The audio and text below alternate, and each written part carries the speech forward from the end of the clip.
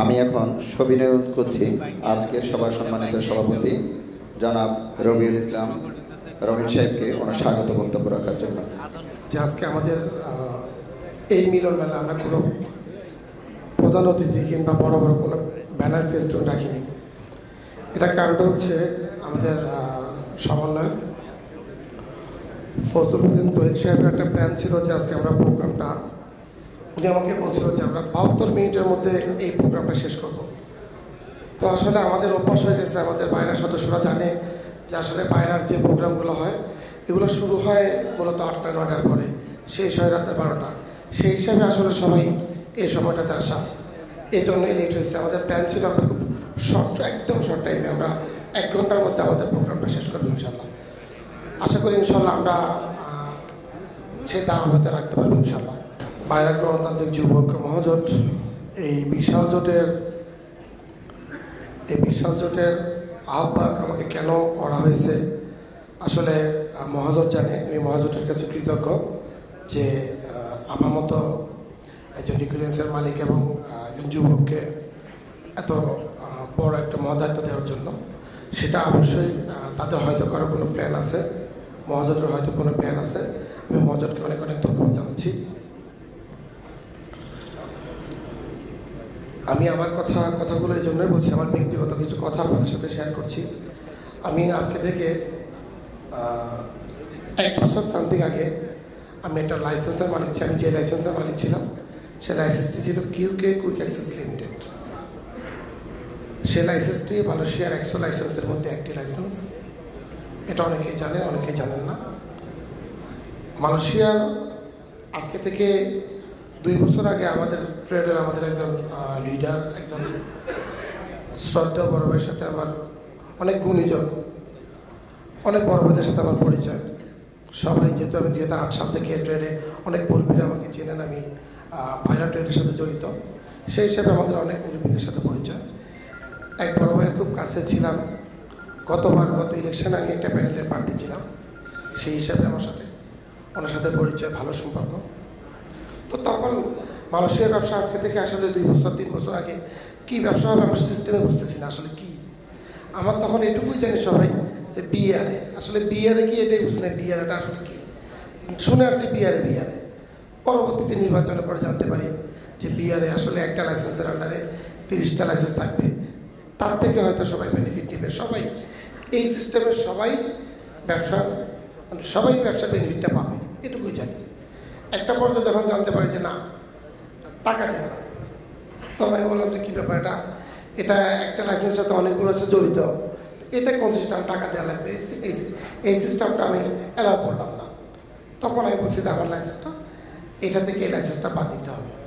পরবর্তীতে একসময় জানতে পারি যে এই লাইসেন্সগুলো নাকি মালয়েশিয়ান সংসদ থেকে অ্যাপ্রুভ হয়। তো যাক, এটা অনেক বিশাল ব্যাপার, আমরা জানি না, আমি জানি না। পরে আমার তৎকালীন আমার পার্টনার যিনি ছিলেন উনিও আসলে তারও ইচ্ছা ছিল না, কিন্তু এটা নাকি বাদ দেওয়ার কোনো সিস্টেম নেই। চাপে পরে সে টাকা দিল। আমি তখন বললাম যে দেখেন, যে পরিস্থিতি আসলে এই গালাগালি শুনতে পারবো না আমার বাবা মাকে, কারণ মানুষ খুব খুব নেগেটিভলি কথা বলা বলে। তখন আমি ডিসিশন নিলাম যে না, আমি তাহলে এটা থেকে বের হয়ে যাবো। কারণ বের হওয়া তো আর বললেই সম্ভব না, একটা লাইসেন্স থেকে আপনাদের সবাই লাইসেন্স আছে, বের হওয়া সম্ভব না। কিন্তু যখনই আমি এই প্রক্রিয়াগুলো শুরু করলাম তখনই আমার উপর কিছু অন্ধকার একটা ছায়া চলে আসলো, যেটা আসলে অনেকেই জানেন না, সবাই শুধু উপর থেকে জানেন হ্যাঁ কিউকের মালিকটা আমি ছিলাম। আপনারা ভালো করে বাইরেঘাট আপনারা দেখতেন যে আমার এখানে উল্লেখ করেছে আমি সুইজারল্যান্ডের ইন্টারন্যাশনাল, আমার আয় হচ্ছে 1481। আপনার বাইরের অনলাইন দেখলে বিস্তারিত বুঝতে পারবেন।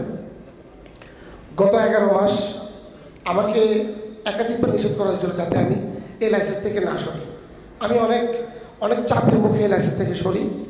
একটা পর্যায়ে যেইভাবে আমাকে চাপ দেওয়া যায়, মিথ্যা মামলা আমাকে হয়রানি করা হলো। কিছু হলুদ সাংবাদিক থাকে, যেটা আমাদের মাননীয় প্রধানমন্ত্রী বলেন যে হলুদ সাংবাদিক, কিছু হলুদ সাংবাদিক, একজন হলুদ সাংবাদিক দিয়ে আমাকে আমার নামে রিপোর্ট করানো হলো। আপনারা অনেকেই জানেন যে একটা মাত্র সাংবাদিক যিনি শুধু একজন ব্যক্তি রিপোর্ট করেন, সারাক্ষণ শুধু একজন ব্যক্তির লাইভ দেয়, সবাই জানে, কিন্তু করা হয়েছে, সমস্যা নেই। সবচেয়ে দুঃখের বিষয় হচ্ছে আমি যখন লাইসেন্সটা ছেড়ে দিই, তখন আমার নামে কিউকে ছিল, প্রসেস চলতেছে। যখন আমি চেঞ্জ করি মালিকানা, তখনই 3 দিন পরেই আমার পরিবারের 2টা লাইসেন্স সার্ভার লক করা হয়। আজকে 11 মাস আমার 2টা লাইসেন্স, 13 মাস, আজকে 13 মাস আমার 2টা লাইসেন্স সার্ভার লক করা। সৌদি এম্বাসির 2টা লাইসেন্স বিনা অপরাধে, কোনো অপরাধ নেই, সার্ভার লক করা। এটা আপনাদের কাছে আমার প্রশ্ন, আমি যদি কোনো অপরাধ করি কিংবা আপনি যদি কোনো অপরাধ করেন, সেটা শাস্তি পাবেন আপনি। আমার নামে যে লাইসেন্সটা ছিল তৎকালীন সময়, কিউকে কুইক অ্যাক্সেস লিমিটেড RL441, ওই লাইসেন্সটা এখন ওপেন আছে, কিন্তু আমার নামে যে লাইসেন্সটা, সেই লাইসেন্সটা লক হয়নি। কেন? ওইটা সিন্ডিকেটের লাইসেন্স ছিল। লক হয়েছে আমার পরিবারের 2টা লাইসেন্স, যে লাইসেন্সগুলো সৌদি রেজিস্টার্ড। আমি একাধিকবার আমি মিনিস্ট্রিতে গেলাম যে আমার লাইসেন্স কেন লক, কোথাও কোনো ফাইল নেই। পরে জানতে পারি উপরের নির্দেশে, মৌখিক নির্দেশে আমার লাইসেন্স লক হয়েছে। বাট কথাগুলো আপনাদের কাউকে বলতে পারিনি। এটা আমার অনেক ভিতরে অনেক কষ্ট। আমার 2টা লাইসেন্স আজকে 13 মাস লক, এই 13 মাস এখনও লক, লাইসেন্সগুলো লক। আপনারা আপনাদের মোবাইলে চেক করে দেখতে পারবেন, বিএমইতে গিয়ে 1481, 1482 2টা লাইসেন্স এখনও লক করা, আজকে 13 মাস। আমার নামে মিথ্যা মামলা দেওয়া হয়েছিল, এদেশের আইন এটা আলহামদুলিল্লাহ কোনো অন্যায় বেশি দিন থাকে না। আমি আদালত থেকে আমি অব্যাহতি নিয়েছি, আমাকে মামলা থেকে ভেকেশন খেলা দিচ্ছে। অন্যায় কখনো বেশি দিন থাকে না। আসলে কথাগুলো আপনার সাথে শেয়ার করতাম না, শেয়ার করছি এই জন্য অনেকেরই মনে প্রশ্ন আছে। আসলে আমাকে তো আমার দাঁড় ছিল না, আমাকে তো কোথায় দেখছে, আমার লাইসেন্স তো ইউকে ছিল, এখন আমার এখানে কেন? আপনাদেরকে তার মনের প্রশ্নগুলো কিছুটা সরানোর জন্য আমার এই কথাগুলো, আপনারা বিরক্ত হবেন না আমার এই কথাগুলো শুনে। আমি 2008 সাল থেকে আমাদের ডাইজে আছেন, আমাদের শ্রদ্ধেয় বীর মুক্তিযোদ্ধা মোস্তফা মাহমুদ ভাই আছেন, আমাদের মুরব্বীরা অনেকে আছেন, আমাকে আলিম ভাই আছেন আমাদের শ্রদ্ধেয়।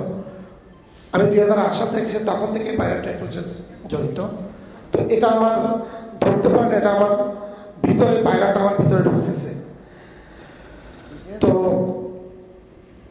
নিজের মধ্যে আসলে মানে যে জিনিসটা আমি সবসময় ফিল করি, যে সততা শক্তি, যদি সততা থাকে, কোনো অপশক্তি কাউকে থামিয়ে রাখতে পারে না।